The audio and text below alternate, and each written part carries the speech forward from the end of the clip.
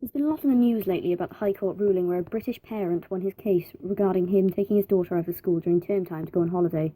The government argued that he shouldn't have been allowed to do it. At the time, he was fined £60 for doing so, which he refused to pay, and had been in court system battling him for some time. However, the father won, and the High Court agreed that he was justified in taking his daughter out of school. What the government clearly fails to understand is that it's very expensive to go on holiday when it's not term time.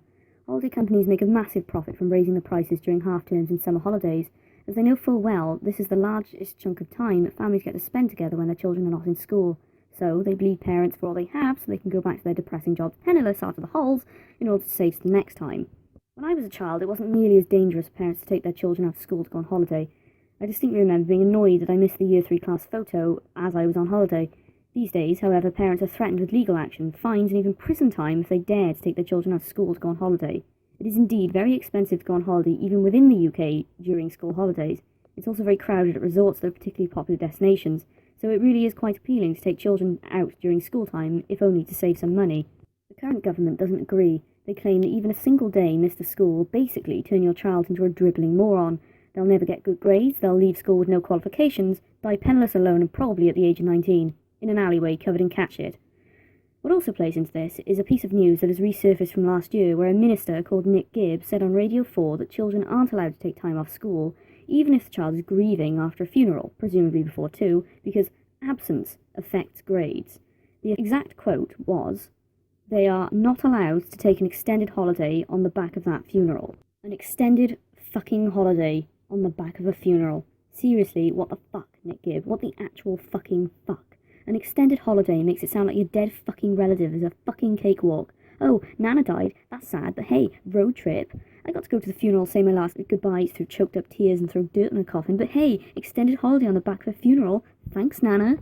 What really pisses me off is that they refuse to acknowledge that human emotions can also have an effect on grades and exam results. Yes, I appreciate that missing school can affect results, especially if for an extended period of time. However, the way this minister words it is as if grief doesn't exist at all.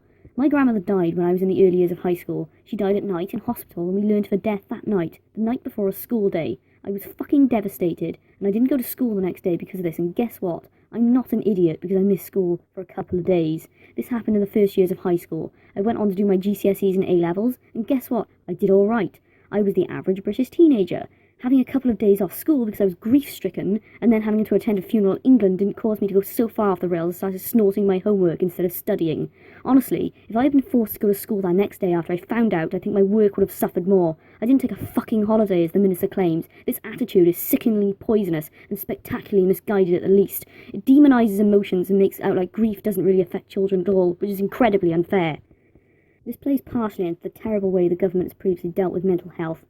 Things have got a bit better at late, more funding, better understanding, and no more insane asylums, but we still have a long fucking way to go if David Cameron is happy to have these idiots on the radio stating children can't be taken out of school for these reasons, then describes them as taking holidays. Workplaces have to give compassionate leave, so why should schools be any different? If anything, children are way more fragile than adults. They're a mess of hormones and emotions they don't entirely understand, so you're going to throw in some extra, you can't stay off school for a couple of days just because your beloved Nana died, you prick. Get back to studying for the 12 exams you set for you this week. What really pisses me off about people here is that people just get angry, but they don't actually do anything about it. People sit around and drink their tea angrily and just deal with things. Get up and get fucking angry. Stay informed on things like this. Hey, maybe try to change things by getting involved with your political party of choice. You can guarantee the people who don't have your best interests at heart are, so if you're not, what's going to change? Nothing. If you don't, it'll be your kids in the assembly line schools being churned out with no ambition in life and clinical depression before they've even hit puberty.